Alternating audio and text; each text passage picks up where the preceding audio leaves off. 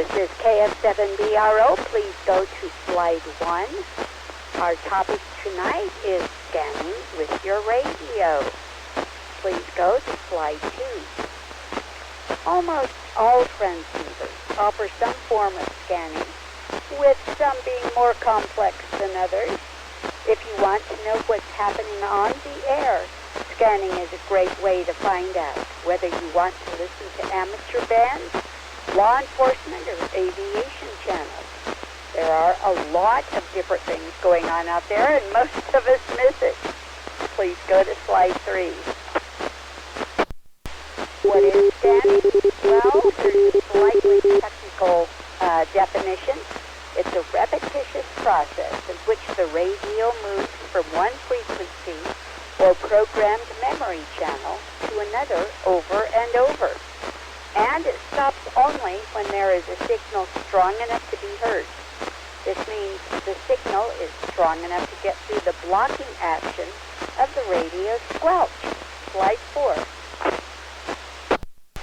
Let's review. Squelch is a circuit that keeps the radio quiet unless a sufficiently strong signal is present. The squelch's blocking action is usually adjustable. Slide 5. As a radio operator, you can manually tune your radio in a scanning fashion, but the computer in your transceiver can do it for you and faster. In addition, it can catch signals that you would otherwise miss. And as long as you provide the power, your transceiver can keep up the scanning for hours. Slide 6. Let's take a look at several different types of scans. A programmed scan, as the name suggests, is one you have to set up or program to take place through a specific range frequency. Of course, you can do this manually or with the programming software for your radio. Slide 7. Here we're talking about a memory scan. This sweeps only through the frequency memories that you have programmed into your radio. You'd use a memory scan when you're only interested in monitoring the activity on your favorite channels. In other words, you're not concerned about discovering new signals. Slide 8. Any scan will stop whenever there is a signal strong enough to break the squelch. If you set the transceiver squelch too low, the scan will stop on every little burst of noise, and you will most likely find this very annoying. On the other hand, if you set the squelch too high, your scan will stop only on the strongest signals, and you'll miss all the action taking place on weaker signals.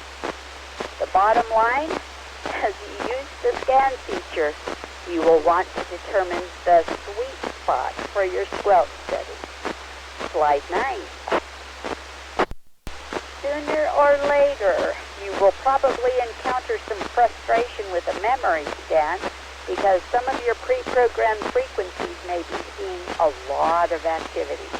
Depending on how you've configured your scan resume function, which we'll discuss in a moment, your radio will come to a standstill every time the scan arrives at this active frequency.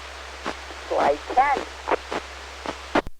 A solution to that problem is to access your pre-programmed memory, find the busy memory channel in question, and set its skip flag to on, as illustrated here. Just consult your radio user's manual to see how to set those flags. With the skip flag set to on, your radio will ignore that channel during each scan. This shows how you can modify the memory channels that will be scanned, and the result? A happy operator. Please go to slide 11. Another type of scan is sometimes called scan edge memory.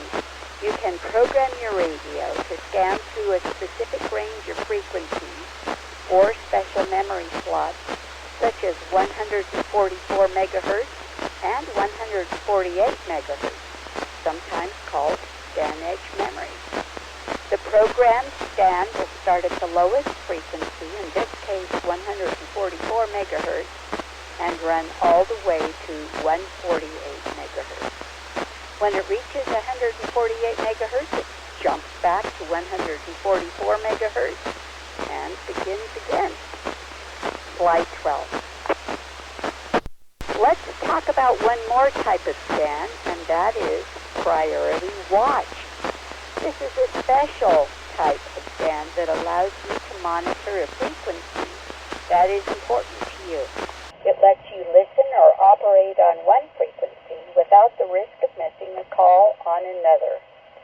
Regardless of the frequency to which you tune the radio, priority watch listens to the call or home memory channels every few seconds. 5 seconds is a common interval for that. These are special memory channels that you can program for important frequencies, as shown here on slide 12. If the call or home channel does have a signal on it, the next time priority watch checks that channel, it will stay there so you can listen to the signal. How long priority watch lingers there depends once again on how you set up the scan resume function. This is because priority watch uses the same scan resume function as a normal scan. Priority watch is a pretty cool function, but it does have some drawbacks. With most handheld radios, you'll hear a pop or click every time priority watch checks the call or home channel. Some operators find this annoying, especially when it takes place during a conversation. Still, has some very interesting uses. Slide 13. Scan resume. Before you can use your radio scanning feature, you'll need to set up the scan resume function. This determines how your radio will resume scanning after it stops at a given frequency. When the scan finds a signal that is strong enough to break the squelch, one of several things can happen. The scan comes to a full stop until the signal disappears. When the signal vanishes, the radio will hesitate for a second or so and then resume scanning.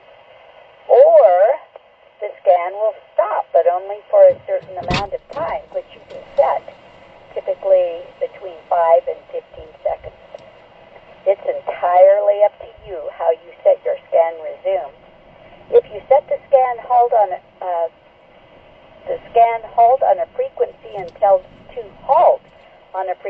until the signal is gone, you can hear the whole conversation, unless the operators pause too long before replying. That's because a long pause may cause the radio to assume the signal has disappeared, causing it to resume scanning. It's also possible that some long-winded operators on a repeater, such as me, could keep your scan from resuming for what will seem like eternity. So, you might consider allowing the scan to pause briefly, which is a fair compromise, especially if you live in an area with a lot of radio activity. The downside of that is, of course, that you'll likely hear many transmissions cut off abruptly in mid-sentence. If you've set the scan to resume after 10 seconds, it will resume no matter what, even if someone is saying something you find interesting. Slide 14. So, how do you decide what to do? There are some suggestions for where to start. You might try using the full stop function if you're scanning frequencies that aren't busy. This works particularly well when you're scanning public service or aeronautical frequencies where the transmissions tend to be brief. On the other hand, if you're scanning through a group of frequencies that are often active with long conversations, especially amateur radio repeaters, you might use the temporary pause approach instead. Please go to slide 15. And conclusion, if you have never set up a scan on your radio, I encourage you to give it a try. Get out that user's manual and figure it out. And of course, you'll want to try a few different configurations to see what works best for you. Slide 16. You never know who or what you're going to hear when you scan. Some of these licenses may have expired, but at one time, these celebrities and many other famous people were all amateur radio operators. Slide 17. Are there any questions or comments? Please come with your call sign.